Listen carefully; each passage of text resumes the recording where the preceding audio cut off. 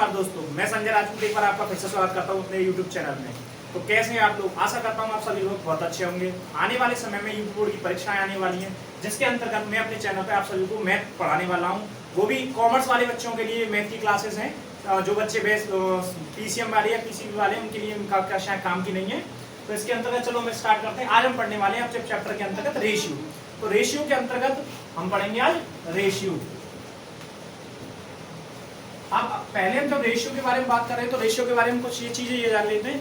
Ratio का, जिसके अंतर्गत रेशियो का मतलब होता है अनुपात। अनुपात का मतलब किसी भी चीज को उसके छोटे रूप में लिख देना ही अनुपात कहलाता है। ठीक है, तो यदि हमें क्वेश्चन दिया है, यदि AB बराबर 2:3, BC बराबर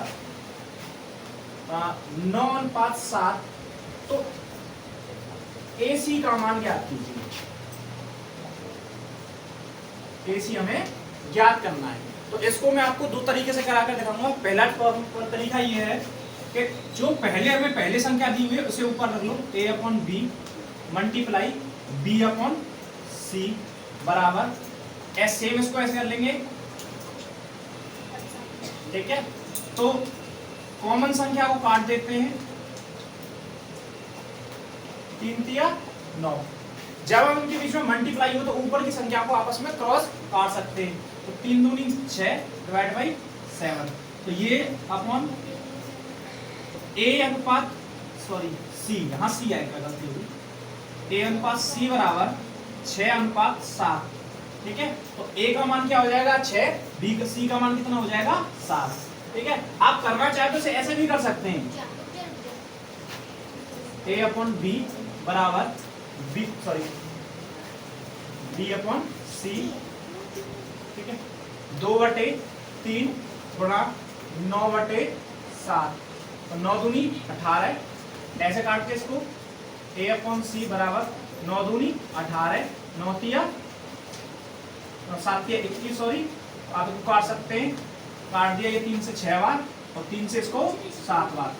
A/C बराबर 6:7। तो A का मान A/C बराबर कितना हो जाएगा 6:7। तो ये हमारा आंसर हो जाएगा। ठीक है, इसी के अंतर्गत हम इस प्रकार के जैसे भी क्वेश्चन आते हैं उन सबको हल कर सकते हैं। एक और तरीका होता है जिसको हम ट्रिक में, अगर आप इसको चेक करना चाहें तो इसका एक और फॉर्मूला होता है जो मैं आपको यहाँ बता देता हूँ। A/B, फिर इसमें क्या दे रखा है BC, तो B को छोड़कर उसके बाद C रख लेंगे। तो A का मान कितना है 2, B का मान 3, फिर आगे B का मान कितना है 9, तो B के मान को इसके नीचे रख देंगे। फिर C का मान कहाँ है, ठीक है, आपस में इनका मल्टीप्लाई कर देंगे। लेकिन अब ये जो बॉक्स खाली है, जो जगह खाली है, इन पर क्या आएगा?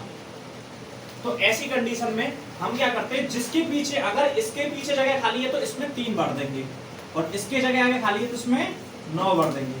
तो 9×2 = 18, 9×3 = 27 और 7×3 = 21। हमसे पूछा क्या है? हमसे पूछा है A/C। तो A का मान कितना है 18, C का मान कितना है 21। ठीक है, यहां से इनको काट देंगे। 3 से काटा 6 बार, 3 से काटा 7 बार।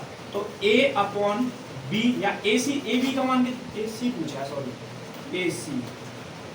तो AC का मान कितना आ गया? AC का मान आ गया 6:7। तो आप क्वेश्चन किसी भी तरीके से कीजिए, उसका आंसर में कोई फर्क नहीं पड़ेगा, आंसर सेम ही आएगा। यहाँ भी, यहाँ भी, यहाँ भी। ये फर्स्ट मेथड हो गया, ये सेकंड मेथड है, और ये ट्रिक है। ठीक है, ये ट्रिक है, इससे आप करना चाहे तो कर सकते हैं। लेकिन यूपी बोर्ड के अंतर्गत जो एग्जाम है उसमें आपको अंतर्गत इस तरीके से क्वेश्चन करने पर ही आपको आंसर ज्यादा मिलेगा, नंबर ज्यादा मिलेगा। ठीक है, ऐसे आपका क्वेश्चन हो सकता है शायद बोर्ड में चेक ना हो, लेकिन आप इस तरीके से क्वेश्चन को करके आ सकते हैं।